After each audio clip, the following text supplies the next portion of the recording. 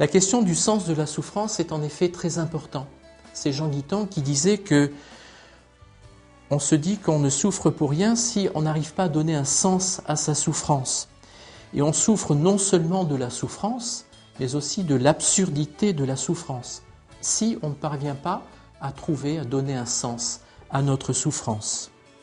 Mais la question du sens, ce n'est pas « pourquoi moi ? Pourquoi est-ce que je souffre ? Pourquoi est-ce que je souffre de cette façon-là ?» Mais la grande question, et je crois que c'est ça le point central, c'est « qu'est-ce que je fais de cette souffrance ?» En effet, dans la souffrance, nous pouvons nous replier sur nous-mêmes, nous recroqueviller comme une feuille desséchée et être complètement désespérés, écrasés par la souffrance, ou bien nous pouvons en quelque sorte profiter entre guillemets de la souffrance pour nous ouvrir à un plus grand amour. Et donc la question est vraiment, qu'est-ce que je fais de cette souffrance ?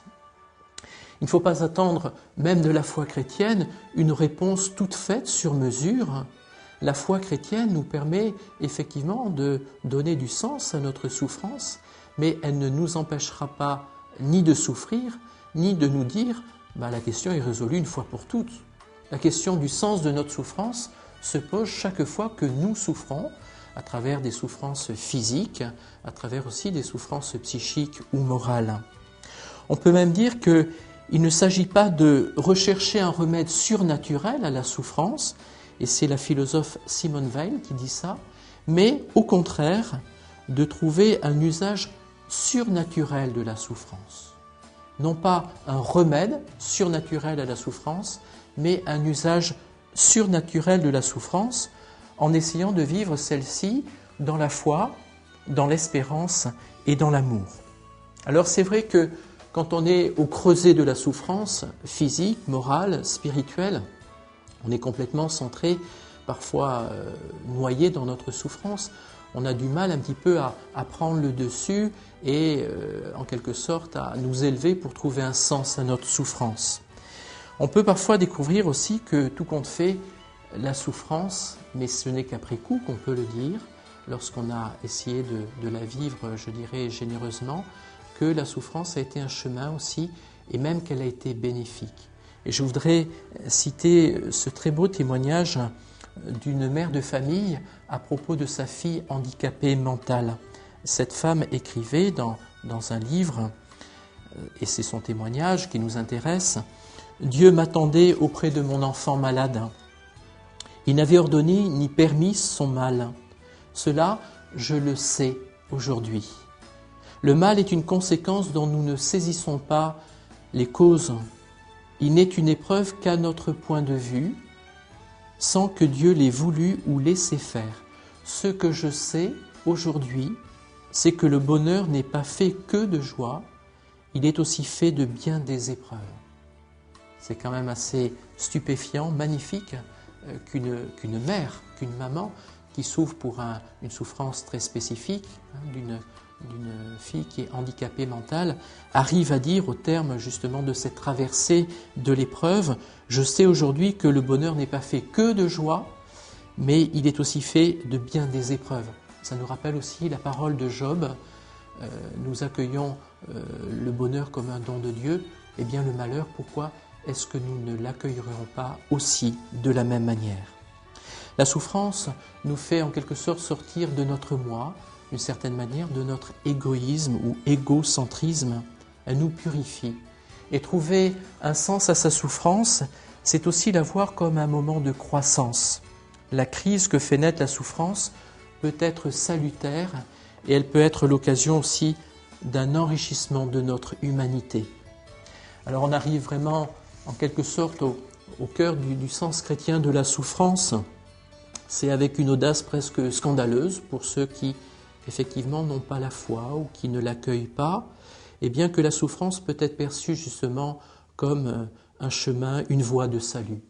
Nous pouvons ainsi rejoindre le Christ qui a pris sur lui nos infirmités, qui s'est chargé de nos maladies, dit l'évangéliste Matthieu. C'est lui qui est le véritable serviteur souffrant d'Isaïe, qui par ses souffrances a justifié les multitudes en s'accablant lui-même de leurs fautes, de leurs péchés. Ainsi, quand on parle d'offrir à Dieu ses souffrances, Il ne s'agit donc pas de les ajouter en quelque sorte à celles du Christ, mais de les associer aux siennes. Il faut faire attention aussi à cette parole « Je complète en ma chair ce qu'il manque aux souffrances du Christ pour son corps qui est l'Église ». Il ne manque rien à la passion du Christ.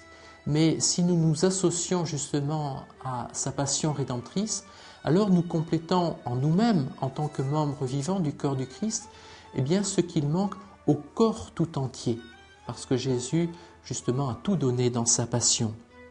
Il s'agit d'essayer en tout cas de tout vivre avec lui.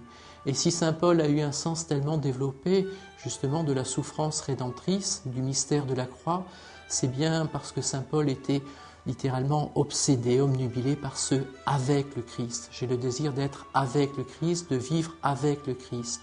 Aucun d'entre nous, dit-il, ne vit pour soi-même, aucun ne meurt pour soi-même. Si nous vivons pour le Seigneur. Si nous mourrons pour le Seigneur, dans notre vie comme dans notre mort. Et je me permettrai d'ajouter à saint Paul, dans nos souffrances, nous appartenons au Seigneur, c'est-à-dire que nous avons part avec lui à la totalité de son mystère pascal.